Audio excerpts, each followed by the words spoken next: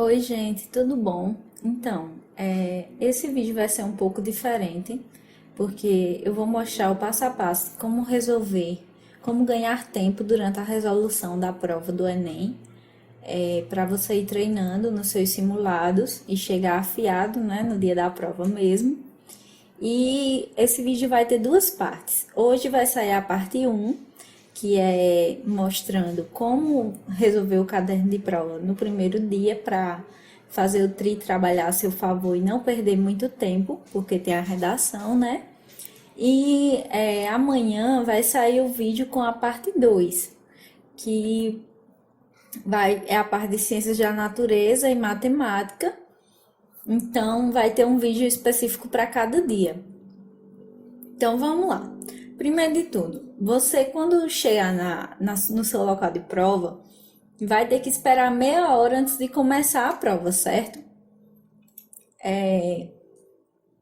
Então é o seguinte, você vai usar esse tempo para tentar se acalmar, prestar atenção na sua respiração, respirar bem fundo, porque o que tinha de ter estudado, não tem mais como estudar nada nesse tempo. Então, foque na sua respiração, em tomar uma água, se acalmar, enfim, em realmente tentar acalmar os nervos. Aí, quando você receber a prova, não vai imediatamente começar a responder as questões e já na ordem, né, minha gente? Pera aí também. Primeiro de tudo, você vai descer lá para o meio do caderno de questões para ver o tema da redação. Eu lembro que quando esse tema da redação veio no meio da prova, eu que estava acostumada a sempre pegar no começo, fiquei louca procurando. Então, aqui, esse Enem 2018 eu não fiz, eu fui aprovada no Enem 2017. Então, é uma prova inédita, assim, para mim. Vou mostrar a vocês o que eu faria na prática. Vamos lá. Então, tá aqui a proposta de redação: manipulação do comportamento do usuário pelo controle de dados na internet. Aí, se você souber alguma coisa sobre controle de dados, sobre aquela questão, a questão dos cookies, que os anunciantes usam os seus dados para lhe oferecer produtos, e toda aquela questão assim de manipular mesmo dados na internet, você já anota em alguma parte aqui do caderno, em algum espacinho que tiver, não sei, por exemplo, tópicos assim, do que vier na sua cabeça. Coloca cookies, lei de dados, alguma coisa assim. Aí, nos textos motivacionais, é onde vai ter o direcionamento. Porque o que acontece? Esse tema, ele abre espaço para falar de várias coisas, essa proposta. E aqui os textos motivadores meio que vão direcionar você para o que é que o Enem quer que você fale, assim, qual é a vertente que ele quer que você foque, entendeu? Então, assim, aí depois disso, se você já tiver a prática de escrever a redação logo em seguida, ótimo. Dê prioridade à redação. Mas se não, você vai deixar meio que isso trabalhando no seu subconsciente, depois de ter lido os textos motivadores, escrito algumas coisas, e vai para a prova de ciências humanas. Por quê? Porque sua mente ainda está fresca, pode ser que você ache alguma referência histórica aqui em relação a o controle, né, das informações, enfim, como é que essa manipulação do comportamento do usuário o que é que você pode falar sobre essa manipulação de comportamento das pessoas, entendeu? Então, assim, o que é que você vai fazer quando for para as questões? Você vai folhear a prova, procurando questões curtinhas e de preferência com imagens mais simples. Porque, por exemplo, essas aqui tem imagem, mas não é uma questão simples, porque ela exige um pouco de conhecimento. Estou falando daquelas questões que você só tem que interpretar a imagem para responder. Então vamos lá, vamos anotar aqui. Primeiro de tudo, você vai. Um, você vai olhar o tema, certo? Olhar a proposta de redação, certo? Vou diminuir um pouquinho essa letra, que ela tá meio exagerada. Vamos colocar aqui tamanho 36, pronto. E assim. Aí, depois, você vai ler os textos motivadores. No caso, isso aqui está dentro da proposta de redação. Vou colocar aqui, analisar a proposta de redação, fica melhor.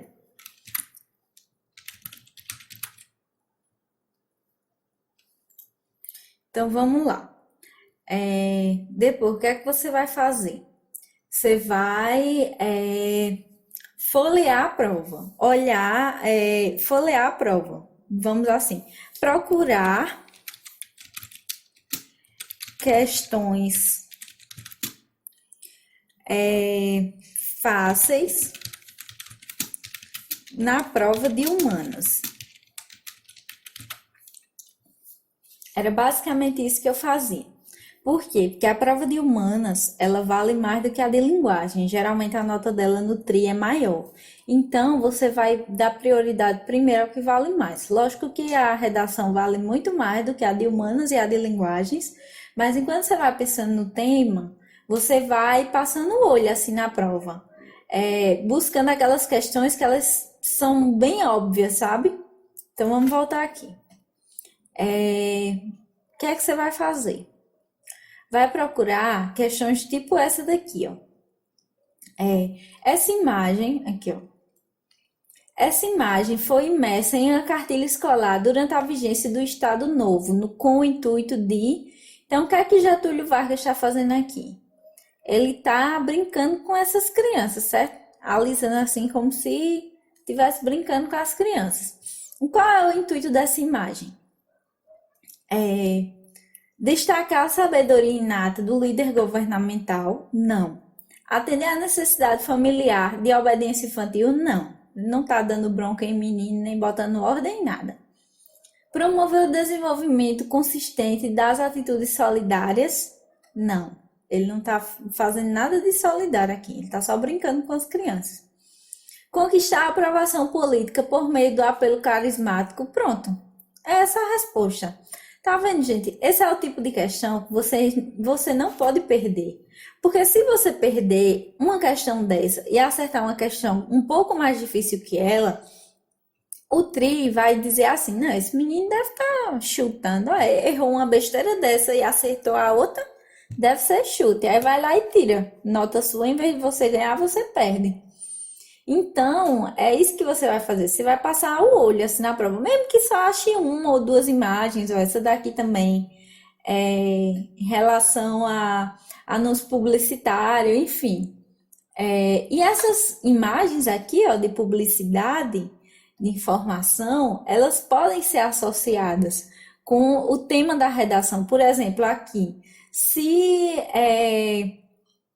a manipulação dos dados é usada hoje pela internet para, se ela é mais ampla, assim, mais difundida, e as pessoas são influenciadas pela internet, naquela época elas eram influenciadas pela propaganda, nas revistas, nos jornais. Então, assim, mudou um pouco essa manipulação para influenciar no comportamento das pessoas, sabe? Influenciar no comportamento do usuário. Se antes era assim, até hoje em dia também. Hoje os dados são manipulados para fazer as pessoas apoiarem governos, serem cada vez mais consumistas, enfim. E antigamente era para apoiar a ditadura, era para apoiar inúmeras outras coisas. Enfim, você pode fazer uma associação, por exemplo, que a manipulação de dados não é algo recente, que no tempo do Estado Novo tinham propagandas de apelo para fazer as pessoas apoiarem as políticas governamentais, terem uma ilusão de ter uma imagem diferente do presidente, enfim, dava para fazer inúmeras associações. E aqui também, ó, que impacta na vida das mulheres. Por exemplo, aqui, ó, esse negócio aqui da saúde da mulher.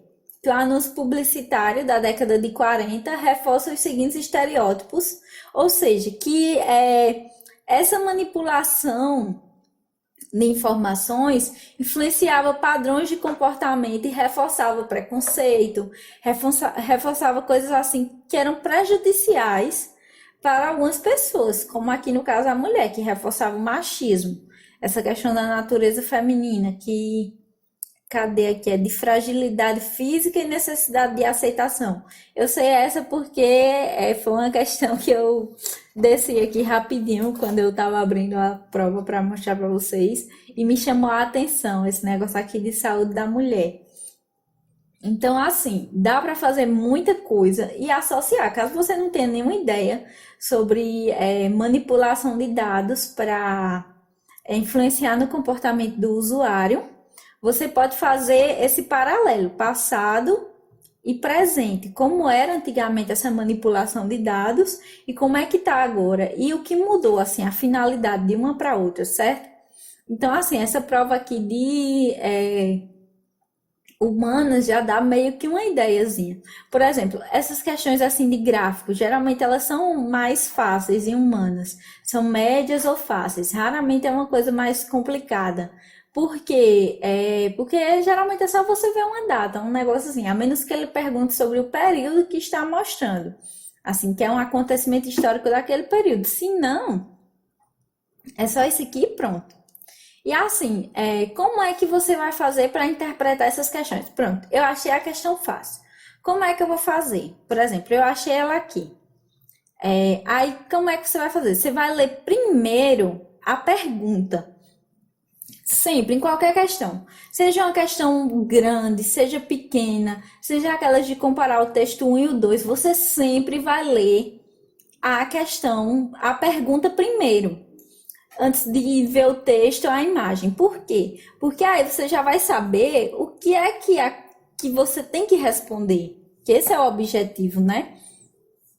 Então, sempre leia a pergunta primeiro. Vou até colocar aqui.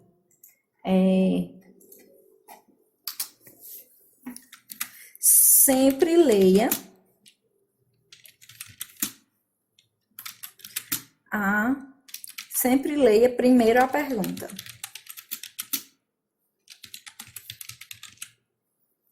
Por quê? Porque você tem que saber exatamente o que é que você tem que responder naquele texto.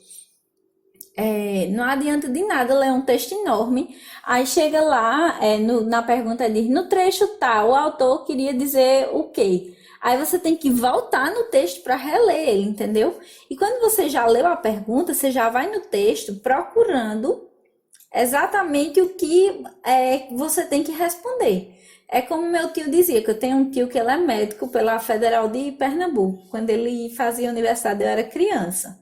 E ele quase fechou a prova, na época que ele foi aprovado. De escola pública, da roça também, conseguiu essa aprovação. Então, ele dizia isso, ó, você tem que ser ignorante com a questão. Saiba o que ela quer, dê exatamente o que ela quer e pronto. Não tem o que discutir, não. Vá-se embora para a próxima, nem volte mais além. Se você tem certeza do que você respondeu, não tem para que mais ficar indagando nem nada. Ela pediu um negócio, você dá aquele negócio e pronto, acabou. Certo? Então, já vá procurando o que é exatamente que a questão quer de você, para não perder tempo. Porque essa questão, isso de ler primeiro a pergunta, poupa um tempo danado, viu? Mas enfim, vamos voltar aqui. Pronto, você já passou o olho na prova e teve mais ou menos uma ideia. Então, você pode voltar lá para a redação e fazer a sua redação. Eu sempre fazia bem assim, aquela bem receita de bolo mesmo, que eu vou até colocar aqui no canal, que agora eu tô com mais tempo, né, de fazer essas coisas, então, que é o seguinte, fazer primeiro uma problematização. Geralmente eu usava a Declaração Universal dos Direitos Humanos, mas nesse caso aqui eu poderia relacionar com o Estado Novo, que continuava a manipulação dos dados, manipulação das informações, ou até mesmo as propagandas de antigamente que influenciavam negativamente o comportamento das pessoas. Hoje elas têm outro tipo de apelo, mas continuam Enfim, hoje é outro tipo de manipulação. No meu caso, é a manipulação na internet, manipulação virtual. Mas voltando aqui para a prova, que vai ter um vídeo só sobre redação. Eu sempre escolhia a linguagem inglês, a língua estrangeira inglês. Então, eu geralmente passava o olho assim na prova de inglês e via se tinha muito texto. Se tivesse, eu corria logo para a prova de linguagem. Se não, por exemplo, essa imagem aqui que tem esse desenho aqui, essa figurinha, eu tentaria responder ela. E aqui eu leria primeiro a pergunta para saber o que é que o texto quer de mim, para saber o que é que a questão quer de mim, e só então eu iria para o texto, que muitas vezes aqui tem como se fosse uma explicaçãozinha do que é que trata o texto. Então eu já iria com uma ideia assim a mais, ficaria mais fácil de entender o que é, certo? Então vamos lá. Agora que você já catou algumas questões fáceis de humanas, que são aquelas questões bem curtinhas ou com imagens de fácil interpretação, você agora vai passar o olho em linguagens. Eu não sei como anda o TRI de linguagem, como é que vai ser o TRI de linguagem desse ano, já que no meu ano, que foi 2017, foi assim, o de sempre, aquela nota bem baixa, mas no de 2018 já deu uma melhorada, que até subiu a nota do pessoal. Então eu espero que continue assim.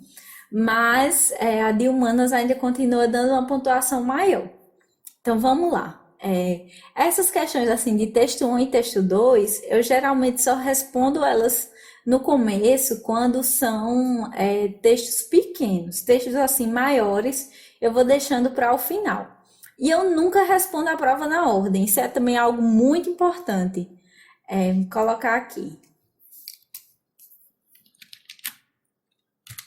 Nunca responda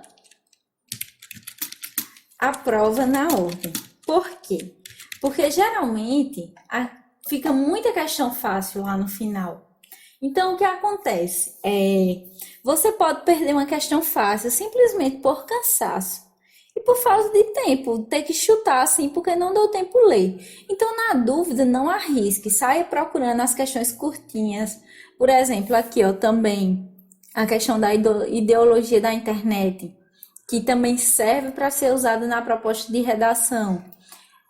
Que a internet proporcionou o surgimento de novos paradigmas sociais. Eu estou fazendo aqui, lendo primeiro a pergunta, certo? A internet proporcionou o surgimento de novos paradigmas sociais e impulsionou a modificação de outros já estabelecidos. Ave Maria, estou com a língua embolada hoje. Nas esferas da comunicação e da informação. A principal consequência criticada na tirinha sobre esse processo é Então, aqui, o que é que eu vou procurar nessa tirinha? A modificação de alguns paradigmas. Então, como é que esses paradigmas, essa modificação desses paradigmas nas esferas de comunicação e da informação, o que foi que causou assim de consequência? Então, isso já remete ao tema da redação, tá vendo aqui, ó, a proposta do texto lá, do tema, que vai ser o seguinte, bora procurar aqui. Eu vou ler aqui caladinha porque eu prefiro. Então, vamos lá.